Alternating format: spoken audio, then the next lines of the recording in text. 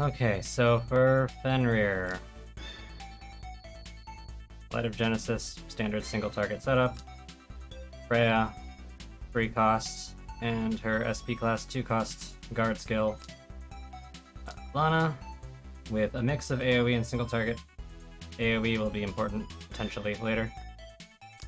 Narm, because despite the fact that he's supposedly immune to movement down, he applies hero movement down, which he is not immune to, so that will make it very easy to manipulate him. Luna, and I'm bringing 3 2-cost skills. I did not bring her 3-cost. I wanted to bring Raging Thunder, do a little bit more damage. The 3-cost is also, or fusion buff is also going to be somewhat important, possibly. And Rozenciel. Tiaris would probably work too. If bringing Tiaris, you would need to bring, excuse me, Mass Resist. Okay.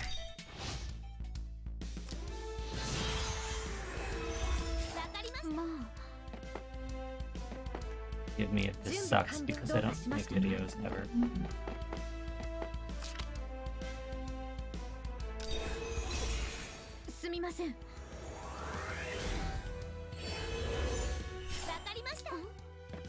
I'm gonna try to do this fairly quickly too, so if I do anything extremely stupid, that's probably why.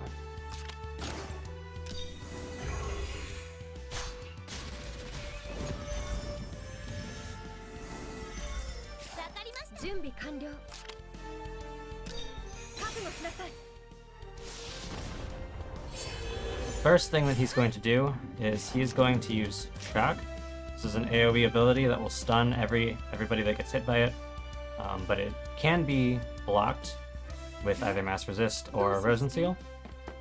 That is exactly what we are going to do. I'm going to hit with everybody else first, and then I'm going to move in with Rozenciel.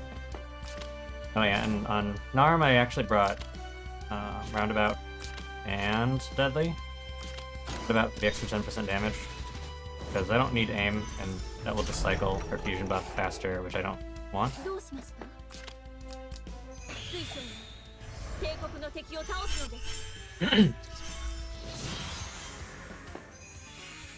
If Shot comes in, Rozenciel, heal everybody up. But even if you had Tiaris there, you could just mass heal on the following turn, and it should be fine. On my first run, I beat it with Tiaris. Too big a deal. Freya, not quite enough.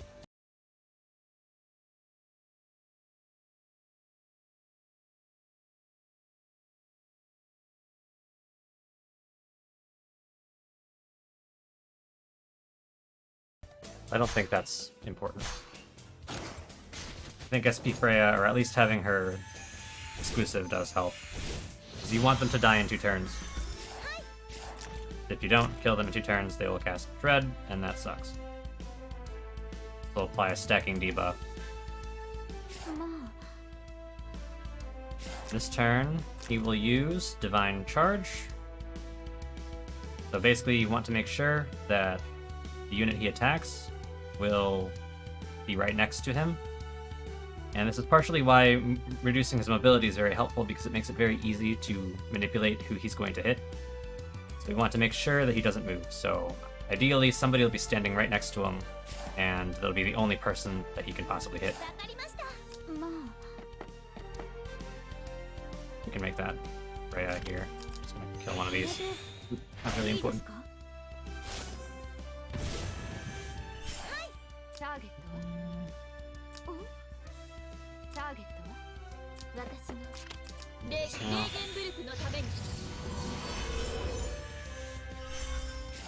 So once we attack with Narm here, he now has only 1 move, which means he can only move. Oh, I'm gonna move her here, but he can only move to an adjacent space. And assuming that, let's pretend these guys aren't here, that means he would be able to attack with, and this is a melee attack, he would be able to hit anybody directly next to him. Not here, here, here, here, here, etc. So ideally, the prime target for him should be right next to him. Now, because Narm is ranged, he will prioritize her if she's the closest unit. So it's actually safe to move Should be safe to move Lana here.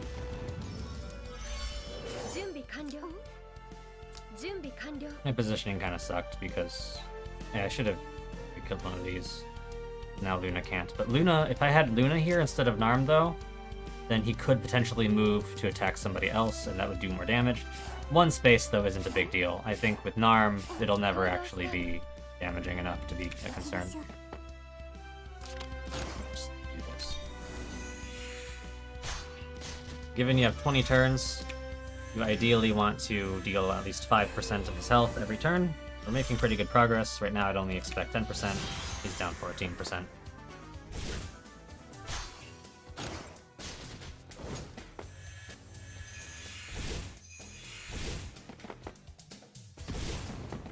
The wolves are going to die immediately.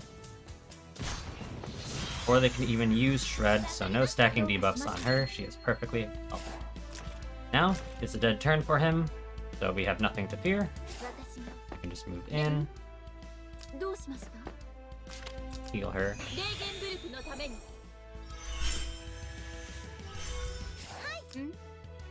With Lana, as usual, you want to attack a few spaces away, unless you have alchemists, or you're using the 3 cost.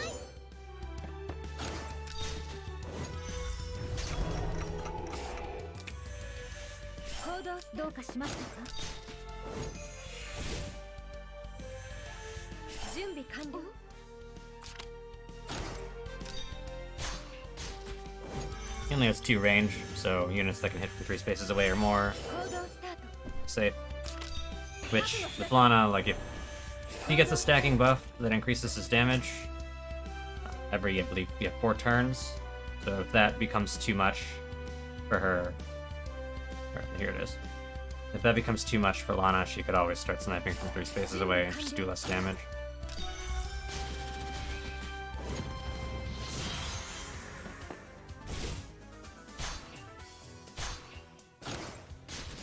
On this next turn, he's going to use Shred. Shred, he has 20% more attack for every wolf that is on the map. And if the attack is guarded against, then on his following attack, or actually not on the following attack. Yeah, I know that is the following attack. On the following attack, he will gain 100% more damage and ignore guard, which will generally kill whatever he hits. But it's pretty easy to avoid having him guard units because we can just ensure that the only viable target is Freya. I might have to clock here because I want to test something live. I do believe the order is the same as most other targeting, where he will try to go for right, down, up, left, I believe. So if I hit from here with Luna, yeah, that should be fine. We'll find out. In 2 turns. Probably shouldn't use that. So Luna, I believe I can still attack if I do it from here. And he should still target Freya. If not, I will clock.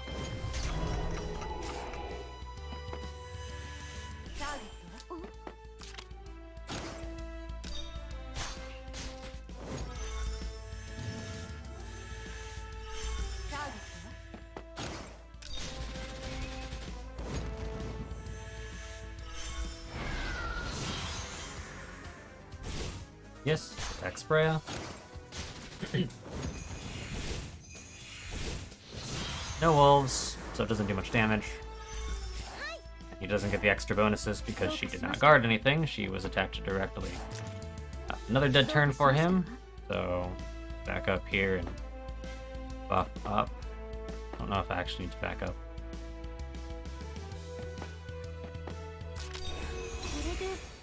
He will. I do have Thor ready. I think I'll actually Thor next turn though.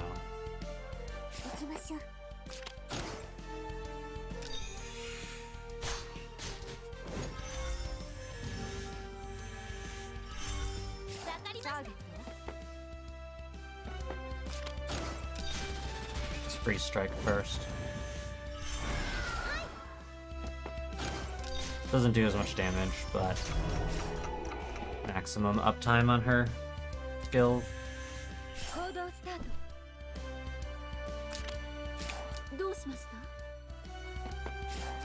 Shocking next turn.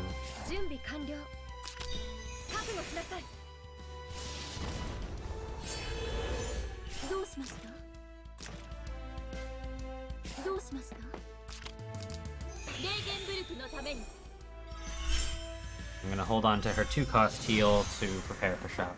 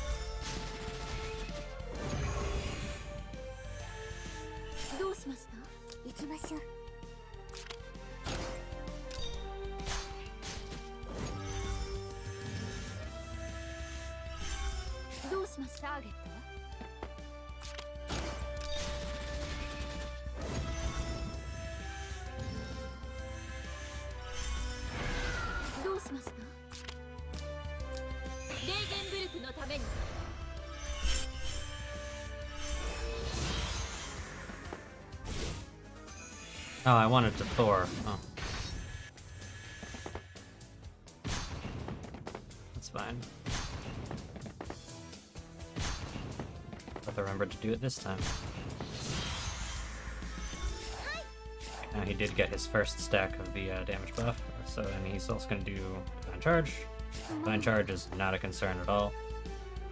Thor. Not forget this time.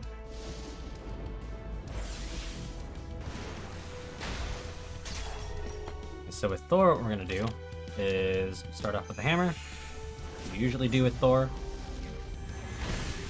And the goal is just we're going to wail on him as much as we can with single target attacks. We build up as many stacks of, I think that's Raging Thunder, Rolling Thunder, whatever they call it. Raging Thunder. Awkward because that's the name of it.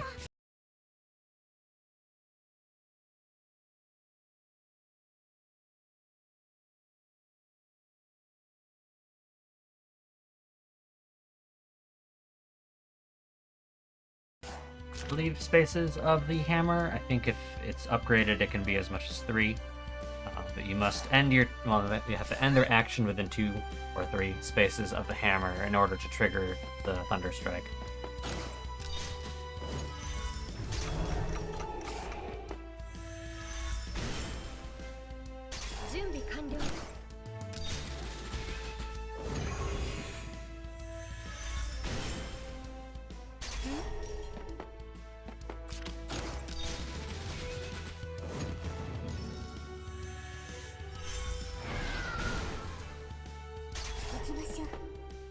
I attack him from here, because I only have 2 range on the hammer. It will not trigger this, the thunder. You do have to move up. I don't think there's any harm in using this, because he just used shock, so it's no big deal.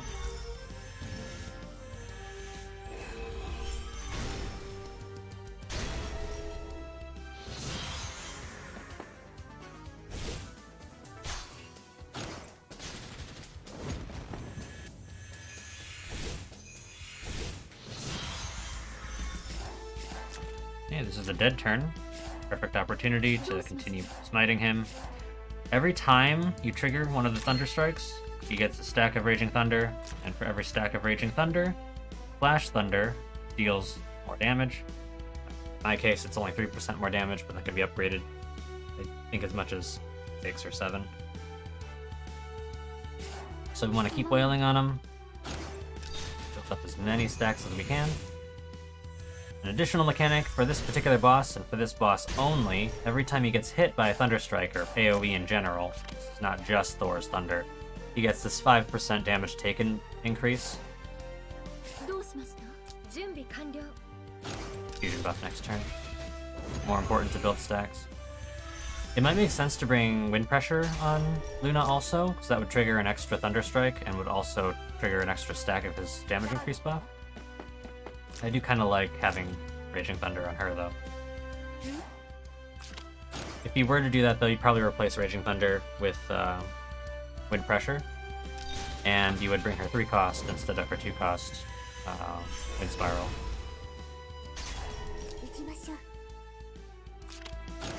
I get a few extra stacks because I have Twilight Star on Ledin in this also. Now Thor, we were making good time anyway. Still over 5% damage per turn anyway, regardless of Thor, but he does help speed it along, make up a lot of time. I think I'm going to be greedy, and I'm actually going to attack with Rozen also. This turn we must use Flash Thunder. 8 stacks, 15 stacks. Deal big damage. 137,000. I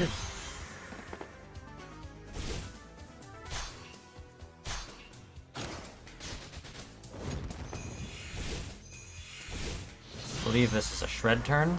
This is a bit of a scary turn because he summoned in wolves and he has shred ready on the same turn. And I don't have a way of killing all these wolves on this turn alone. So I need to make sure I'm not standing within 2 spaces of him. Because I don't actually want to get shredded yet. So I can stand here, but I can't stand here. See how many wolves I can hit. That's the most wolves I can hit.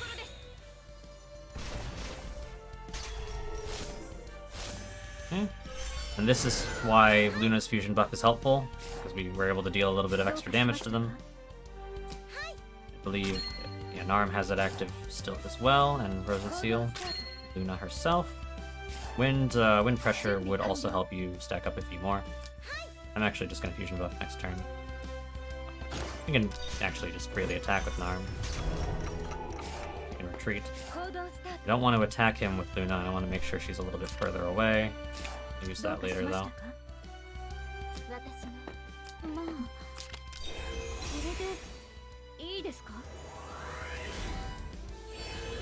Not going to do too many attacks on him.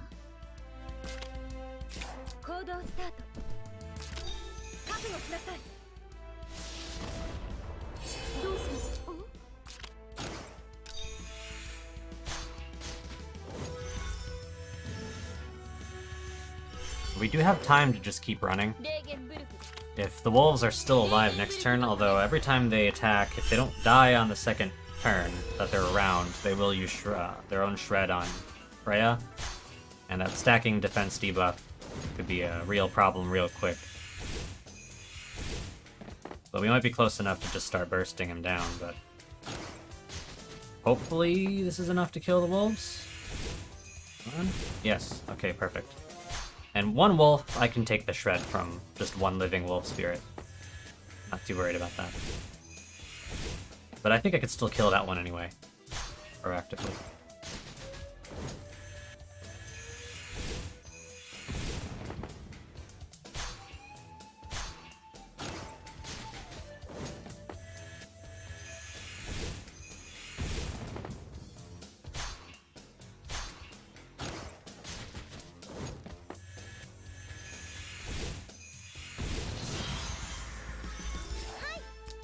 Because I can use Freya's Rose Lash here. Let me double check though. Okay, so he will shred, and we need to make sure that it's not guarded. I don't know if there's even a good reason for me to kill that wolf. I think it's more of a risk than anything else. But I don't think it's much of a harm.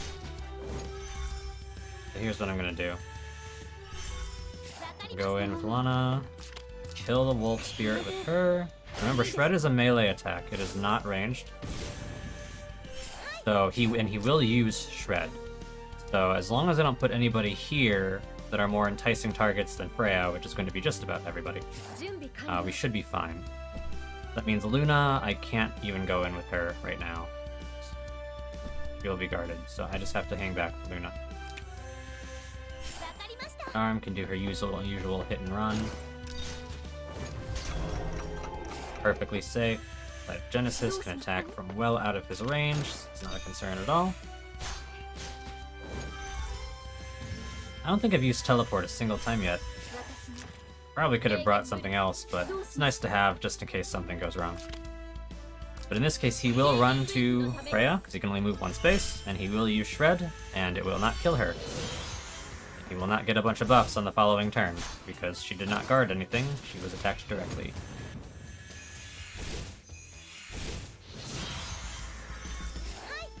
I don't think he's going to die this turn.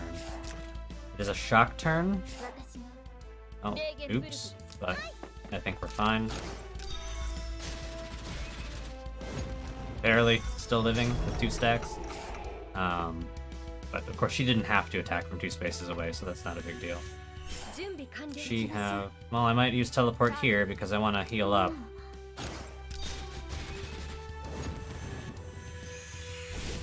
Oh no, I can do that the next turn. I think we'll do it.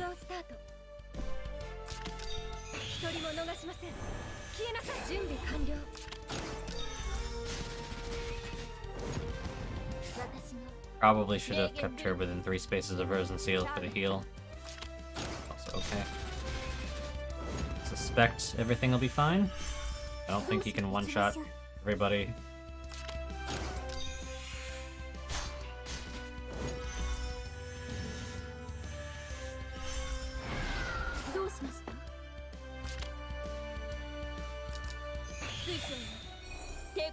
Well, I think he's going to use it on Freya, so Narm isn't even going to get hit by it. I probably could have positioned better to not get hit as much, but I'll be honest, I'm getting a little careless because he's 3% life, and we're definitely going to win.